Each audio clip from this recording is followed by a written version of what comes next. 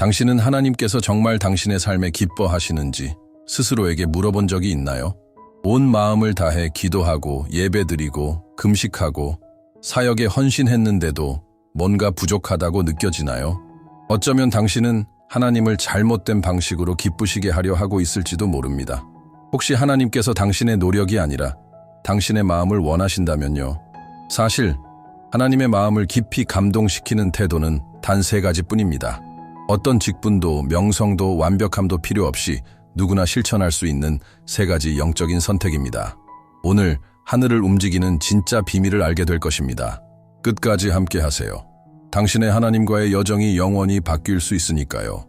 당신은 교회에 나가고 진심으로 기도하고 헌신적으로 섬기기도 합니다.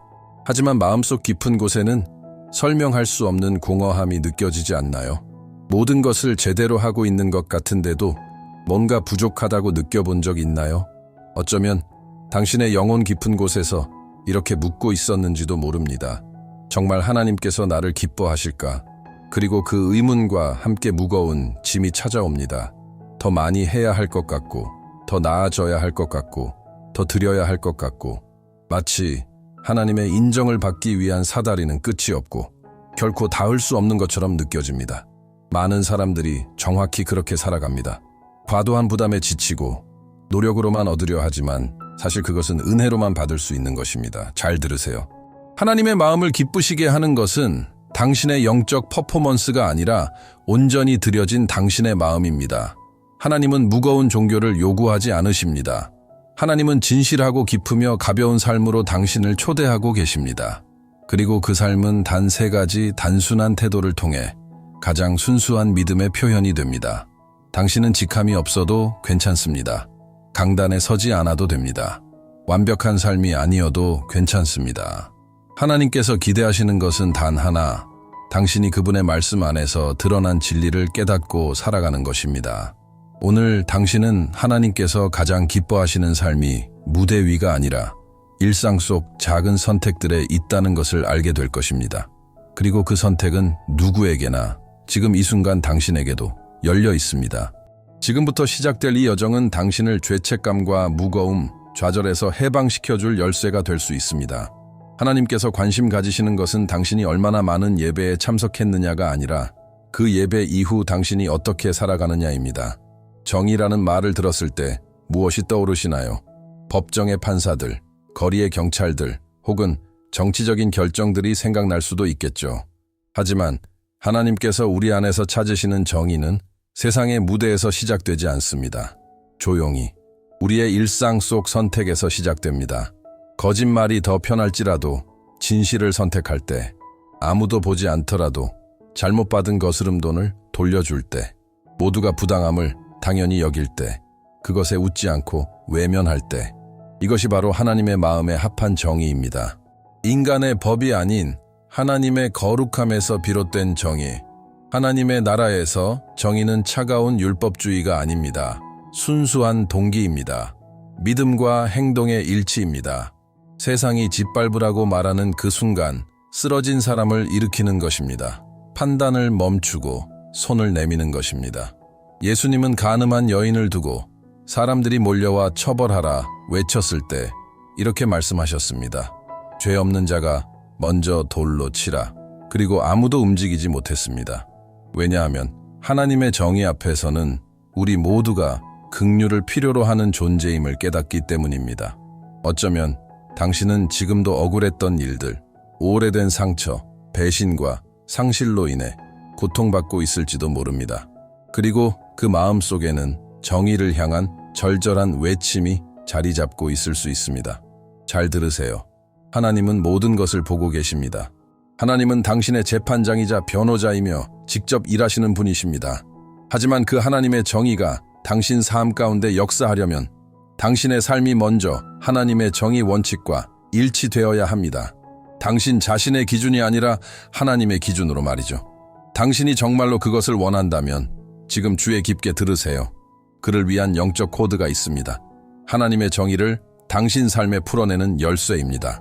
지금 화면에 보이는 QR코드를 스캔해보세요. 그리고 이북 기도의 코드에 담긴 깊은 계시를 체험하세요. 그 책의 한 페이지 한 페이지가 당신이 하나님의 움직이심 속에 들어가도록 도와줄 것입니다. 자기 손으로 정의를 실현하려는 것이 아닙니다. 의로우신 하나님께 모든 것을 맡기는 것입니다. 하나님께서 사랑하시는 정의를 선택하여 살아갈 때 당신의 원수조차 침묵하게 될 것입니다. 그리고 하나님께서 친히 가장 완벽한 때에 당신을 높이실 것입니다. 완벽한 복수의 기회를 손에 쥐었음에도 불구하고 당신은 용서를 선택해 본 적 있나요? 이 안에 담긴 영적인 능력을 아는 사람은 많지 않습니다. 세상은 말합니다. 그냥 당하지 마. 하지만 하나님은 말씀하십니다. 원수 갚는 것은 내게 속한 것이라. 바로 이 진리를 다윗은 깨달았습니다. 그가 가장 큰 원수와 마주했을 때 말이죠. 상상해 보세요. 다윗은 목숨을 걸고 숨어 지내던 중 어느 날 한 동굴 안에 피신해 있었습니다. 그런데 바로 그 동굴로 사울 왕이 혼자 들어와 쉬고 있었습니다. 다윗을 죽이려는 군대를 이끌고 다니던 그 사울이 전혀 상황을 알지 못한 채 말입니다. 다윗의 병사들이 속삭입니다. 지금이 기회입니다. 하나님께서 당신의 원수를 넘겨주신 겁니다. 지금 죽이세요. 모든 것이 끝날 겁니다. 완벽한 복수의 기회였습니다. 그러나 다윗은 조용히 다가가 사울의 옷자락 한 조각만 자르고 그의 생명은 해치지 않았습니다. 나중에 동굴 밖에서 다윗은 사울의 겉옷자락을 보여주며 말했습니다. 당신을 죽일 수도 있었습니다. 그러나 나는 여호와의 기름 부음 받은 자에게 손을 대지 않았습니다. 그것은 비겁함이 아니었습니다. 그것은 경외심이었습니다. 믿음이었습니다. 행동으로 나타난 정의, 상처를 줄 수 있는 힘이 있음에도 용서를 선택하는 정의였습니다. 요셉도 마찬가지였습니다. 형제들에게 팔리고 가장 사랑해야 할 이들에게 배신당했습니다. 수년 후 권력을 손에 쥔 그는 그들을 멸할 수도 있었지만 이렇게 말했습니다. 나를 이리로 보낸 것은 당신들이 아니라 하나님이십니다. 하나님께서 생명을 보존하시려 먼저 나를 보내셨습니다. 이것은 약함이 아닙니다. 이것은 영적인 강함입니다. 아마도 당신은 오래된 상처를 가슴에 안고 살아가며 언젠가 내가 옳았음을 보여줄 날만을 기다리고 있을지도 모릅니다.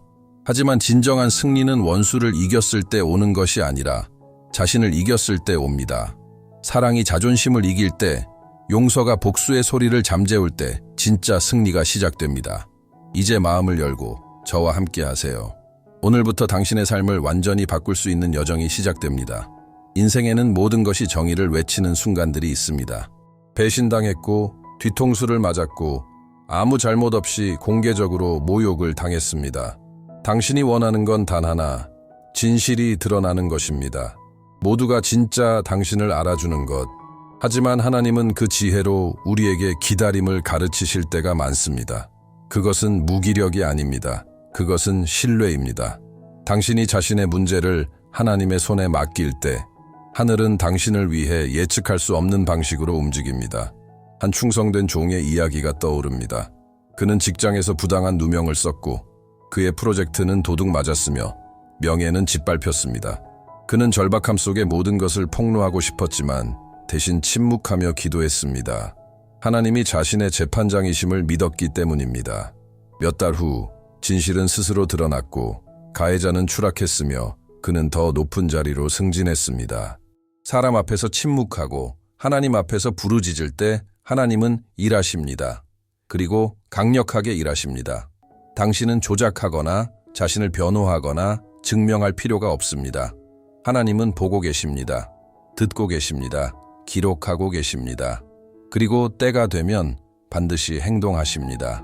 하나님의 정의는 단지 당신의 명예를 회복시키는 데서 멈추지 않습니다. 당신을 상상도 못할 곳으로 이끄십니다. 그리고 무엇보다도 당신의 이야기를 다른 사람의 치유의 통로로 바꾸십니다. 혹시 지금 부당한 일을 겪고 계신가요? 잊힌 것 같고, 배신당한 것 같고, 목소리를 잃은 것 같나요? 그렇다면 지금 화면에 보이는 QR코드를 스캔해 보세요. 기도의 코드라는 이 부캐는 억울함 속에서도 하나님의 손에 모든 것을 맡기고 하늘의 은혜를 활성화하는 법에 대한 놀라운 계시가 담겨 있습니다. 자신의 무기로 싸우려 하지 마세요. 당신이 내려놓을 때 하나님이 일하시기 시작합니다. 그리고 하나님이 일하시면 불가능은 피할 수 없는 현실이 됩니다. 왜냐하면 하나님은 신실하시고 공의로우시며 당신의 눈물 하나도 헛되이 흘리게 하지 않으시는 분이기 때문입니다. 부당함을 견디는 것은 어렵습니다. 아픕니다. 마음을 갉아먹습니다. 최선을 다했는데도 상처받을 때, 누군가가 당신에 대해 거짓을 퍼뜨릴 때, 배신당하고 찔리고 모욕당했는데 가해자는 아무 일 없었다는 듯 떠날 때 마음은 절규합니다. 주님, 도대체 언제까지입니까? 하지만 들으세요. 당신의 고통은 하나님께 보이지 않는 것이 아닙니다. 하나님은 그 상황을 보셨습니다. 어둠 속에서 무슨 말이 오갔는지도 다 아십니다. 그리고 그 이상으로 당신이 스스로 해결할 수 없는 상처를 치유할 길도 이미 예비하셨습니다. 성경은 이렇게 말합니다. 너희를 박해하는 자를 축복하고 너희를 학대하는 자를 위해 기도하라. 불가능하게 느껴질 수 있습니다. 하지만 바로 그 지점에 은혜가 들어옵니다. 용서할 수 없는 일을 용서하기로 결단할 때, 당신을 해친 이를 위해 기도할 때 하늘이 기울어지고 놀라운 일이 일어납니다. 보이지 않는 사슬들이 끊어집니다. 용서한다고 해서 약한 것이 아닙니다. 오히려 당신을 다치게 한 자들과 같아지지 않기로 선택한 강함입니다. 세상은 되갚아줘라고 말하지만 성령은 사랑이 답이다라고 말씀하십니다. 그렇게 행동할 때 하나님이 그 이야기 속에 들어오십니다. 하나님이 회복하시고 하나님이 갚아주시고 하나님이 높이십니다.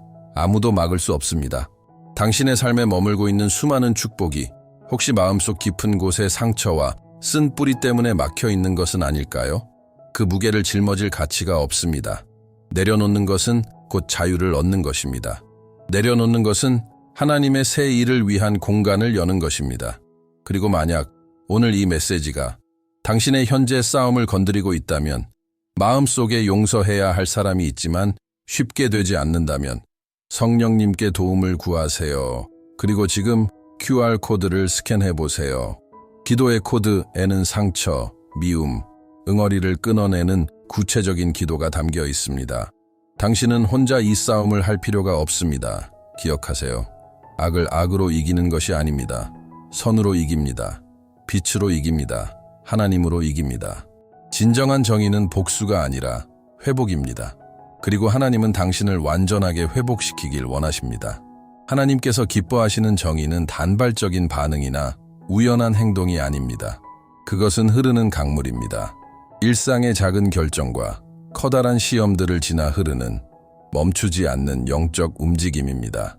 선지자 아모스는 외쳤습니다. 공의가 물같이 흐르게 하며 정의가 마르지 않는 강같이 하라. 즉, 하나님의 정의가 결코 마르지 않게 하라는 뜻입니다. 아무도 보고 있지 않아도 우리의 성품 속에서 사라지지 않게 하라는 것입니다. 거스름 돈이 잘못되었을 때 돌려주나요? 진실을 말해야 손해를 보더라도 그렇게 하시나요? 모두가 험담을 나눌 때 당신은 침묵하나요? 이런 사소한 디테일이 영적 정직성을 세우기도 하고 무너뜨리기도 합니다. 하늘은 바로 이런 조용한 선택들 속에서 드러납니다. 하나님의 정의는 냉혹한 판사처럼 차가운 것이 아닙니다. 그것은 살아있고 거룩하며 무엇보다도 자비로 가득합니다. 예수님은 성전에서 장사하는 자들을 보시고 그들을 내쫓으셨습니다. 미움이 아닌 하나님의 집에 대한 열심 때문이었습니다. 그리고 모든 이들에게 미움받던 세리 삭개오를 보시고 그 집에 들어가셨습니다. 그가 의로워서가 아니라 그의 마음이 빛을 향해 돌아섰기 때문입니다. 하나님은 완벽한 종교인을 찾지 않으십니다. 정의가 흐르도록 내어드리는 정직한 마음을 찾으십니다. 깨끗한 물처럼 영혼을 씻고 도시를 치유하는 정의 말입니다. 이제 묻겠습니다. 당신의 일상 속에 하나님의 정의는 흐르고 있나요? 아니면 오염되고 있나요? 작은 거짓말들, 숨겨진 행동들, 두려움이나 이익에 기반한 결정들 속에서 싸우고 있진 않나요? 지금이 돌아갈 때입니다. 지금이 영적 수문을 열고 당신 안에 하나님의 정의의 강물이 다시 흐르게 할 순간입니다. 왜냐하면 정의가 있는 곳에 평화가 있고 평화가 있는 곳에 하나님이 거하시기 때문입니다. 하나님은 당신이 극단적인 순간에만 정의를 실천하길 원하시지 않습니다. 정의가 당신의 삶 자체가 되길 원하십니다. 거래하는 방식, 말하는 방식, 사랑하는 방식, 리더십을 발휘하는 방식, 섬기는 방식, 용서하는 방식. 하나님의 정의는 당신이 방문하는 장소가 아니라 당신이 살아가는 장소입니다. 두 번째로, 하나님의 마음을 감동시키는 열쇠는 단순한 행동이 아닙니다. 그것은 감정이며 원칙이며 매일의 선택입니다. 성경은 이렇게 말합니다. 여호와께서 내게 구하시는 것은 오직 정의를 행하며 인애를 사랑하며 겸손하게 네 하나님과 함께 행하는 것이 아니냐. 단지 자비로운 행동을 하는 것만으로는 충분하지 않습니다. 하나님은 당신이 자비를 사랑하길 원하십니다. 그것이 의무가 아닌 기쁨이 되길 원하십니다. 그렇다면 자비란 무엇일까요? 히브리어 원어로는 헤세드라고 하며 성경 전체에 200번 이상 등장합니다. 단순한 친절이나 동정이 아닙니다. 헤세드는 신실한 사랑입니다. 포기하지 않는 사랑, 받을 자격이 없는 이에게도 끝까지 다가가는 사랑, 바로 하나님께서 나와 당신에게 베푸시는 사랑입니다. 예수님께서 나병 환자를 만지셨던 장면을 기억하세요. 그 시대에는 부정한 자를 만지는 것은 상상조차 할 수 없는 일이었습니다. 그러나 예수님은 단지 고치신 것이 아니라 만지셨습니다. 자비는 혐오와 두려움이 멈추는 곳까지 갑니다. 그것이 바로 하나님의 마음입니다. 몸을 굽히고 끌어안고 회복시키시는 마음. 자비는 박수를 필요로 하지 않습니다. 자비는 조용히 행동합니다. 누군가의 슬픔을 위로할 때, 병든 이를 찾아갈 때, 오랫동안 연락이 끊긴 친구에게 전화를 걸 때, 아무도 보지 않아도 타인의 고통에 마음을 기울일 때, 이것이 바로 헤세드입니다. 삭개오는 모두에게 미움을 받던 존재였습니다. 법적으로는 괜찮지만 도덕적으로는 도둑과 다름없는 사람이었습니다. 그러나 예수님은 자비로 그를 바라보셨습니다. 어서 내려오너라. 오늘은 내 집에 머물겠다. 모두가 비난했지만 삭개오의 마음은 녹아내렸습니다. 자비는 가장 굳은 마음조차 변화시킵니다. 어쩌면 오늘 당신도 그런 사랑이 필요할지 모릅니다. 혹은 하나님께서 당신을 자비의 통로로 부르고 계실지도 모릅니다. 하나님처럼 사랑하는 법을 배우고 싶다면 지금 화면에 보이는 QR코드를 스캔하세요. 기도의 코드. 이 북은 당신 안에 하늘의 자비를 일깨우는 기도와 원칙, 그리고 실천들을 담고 있습니다. 사람들이 받을 자격이 있을 때까지 기다리지 마세요. 먼저 사랑하세요. 보답이 없어도 섬기세요.